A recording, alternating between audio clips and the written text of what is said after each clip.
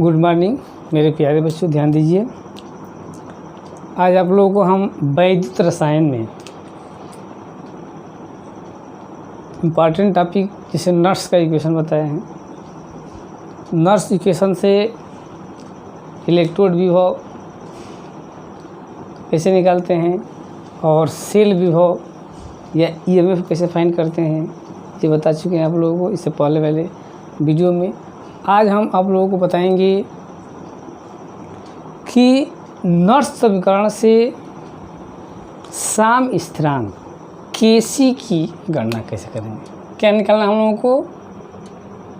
केसी साम स्थिरांक। क्या चीज़? साम्य स्थिरांक।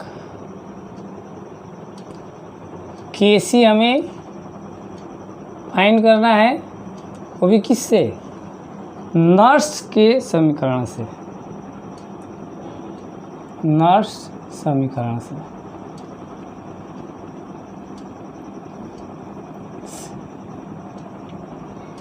केसी फाइंड करेंगे साम स्थिरांक किससे? नर्स के समीकरण से। तो हम कंसीडर कर लेंगे कि कोई गैल्वेनिक सेल रिएक्शन है। जैसे कंसीडर कर लेते हैं Zn solid plus Cu2 plus, ये कॉस में है, ठीक ना। ये Zn एक्वा में चला जाएगा प्लस Cu सॉलिड में बदलेगा। क्लियर है? अब हम ध्यान देते हैं कि Zn की जो सांद्रता है धीरे धीरे बढ़ती है। जैसे यहाँ पर प्रारंभ में Zn की सांद्रता, Zn आयन की सांद्रता यहाँ पर कुछ नहीं है, 0 है। कॉपर की सबसे ज़्यादा है। तो धीरे धीरे Zn की आयन की सांद्रता क्या होगी? बढ़ेगी। गौर से सुनिए। तो Zn की सांद्रता क्या होगी? बढ़ेगी, क्योंकि Zn एटम Zn आयन में बदलेगा तो Zn आयन की सांद्रता बढ़ेगी, और Cu एटम बदलेगा तो Cu की सांद्रता क्या होती है? घटती है, ठीक है ना। लेकिन एक ऐसा कंडीशन आता है कि धीरे धीरे कुछ समय के बाद इसका जो है कि बढ़ जाता है और इसका घट हो जाता है, और दोनों की सांद्रताएं दोनों आयनों की बराबर हो जाती है, ठीक है ना। मतलब कि इक्विलिब्रियम में आ जाती है। तो उस कंडीशन में कब? जबकि Cu की सांद्रता, Cu प्लस आयन की सांद्रता और Zn प्लस आयन की सांद्रता जब बराबर हो जाती है तो साम्य स्थापित हो जाता है दोनों के आयनों की सांद्रता के बीच में, ठीक है ना। क्या होता है? दोनों के आयनों की सांद्रता के बीच में साम्य स्थापित हो जाता है। तब नर्स के समीकरण के अनुसार आपका क्या फॉर्म होगा? तो उस कंडीशन में E cell equal 0, E not cell, Nernst के समीकरण का form -2.303 RT by 2F log। अब Zn आयन की सांद्रता Zn ion plus Cu ion की सांद्रता Cu2 प्लस आयन हो जाती है। तब ये इक्वली, मतलब हम ये लिख सकते हैं, यहाँ पर बराबर दे देंगे। तब E not cell, inert cell equal, inert cell equal क्या हो जाएगा?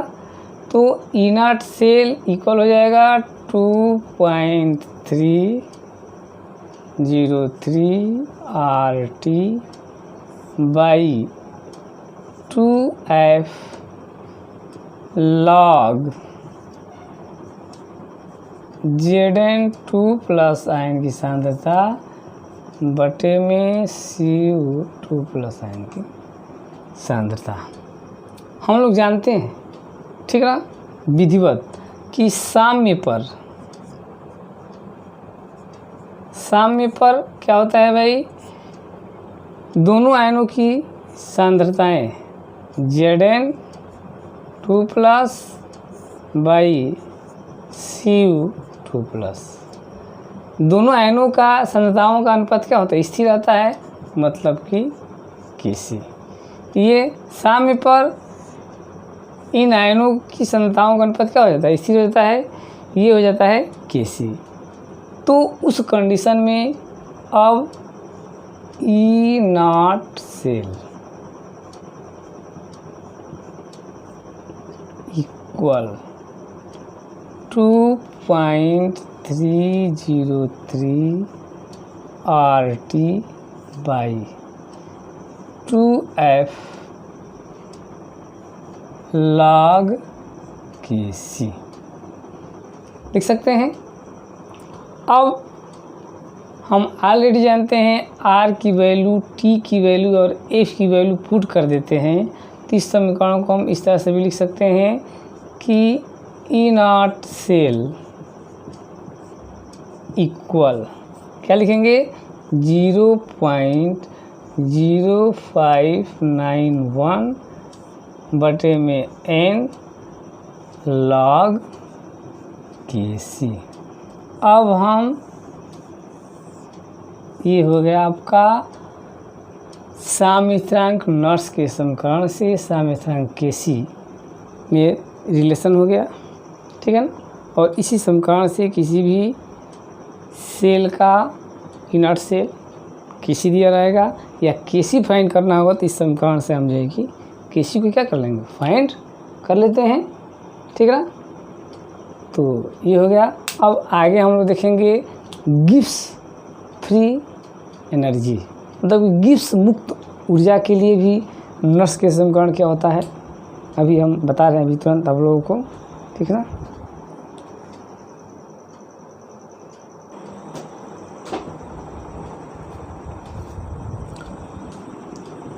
तो मेरे प्यारे बच्चों ध्यान दीजिए, हम लोग अब नेक्स्ट टॉपिक हमारा है किसी अभिक्रिया के लिए वैद्युत रासायनिक सेल तथा गिब्स ऊर्जा। कोई रिएक्शन दिया है, अभिक्रिया दिया है, तो उसके लिए वैद्युत रासायनिक सेल और गिब्स ऊर्जा में क्या संबंध होता है। गिब्स ऊर्जा मतलब क्या, कैपिटल जी से करते हैं, मतलब कि किसी भी सिस्टम में जो यूजफुल कार्य करने के लिए जो ऊर्जा होती है उसी ऊर्जा को कहते हैं गिब्स ऊर्जा। किसे कहते हैं भाई, गिब्स ऊर्जा क्या है, तो किसी भी निकाय में जो आवश्यक कार्य करने के लिए ऊर्जा उपयुक्त होती है उसी ऊर्जा को गिब्स ऊर्जा कहते हैं। तो किसी भी अभिक्रिया के लिए जो रासायनिक सेल, ई सेल और गिब्स ऊर्जा, जिसको कैपिटल जी से हम प्रदर्शित करते हैं, उसमें क्या संबंध है उसके लिए हम यहाँ पर देखेंगे। तो हम लोग जानते हैं कि किसी भी वैद्युत सेल में 1 सेकेंड में किया गया वैद्युत कार्य, 1 सेकेंड में जो कार्य होता है वो किसके बराबर होता है भाई, तो 1 सेकेंड में किया गया वैद्युत कार्य इक्वल कुल प्रवाहित आवेश गुणे वैद्युत विभव। सेल का वैद्युत विभव और कुल प्रवाहित आवेश के बराबर होता है। तो किसी भी वैद्युत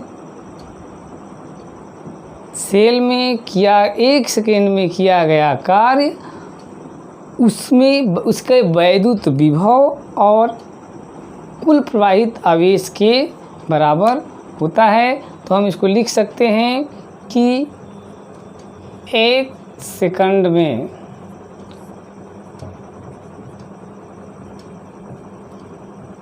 किया गया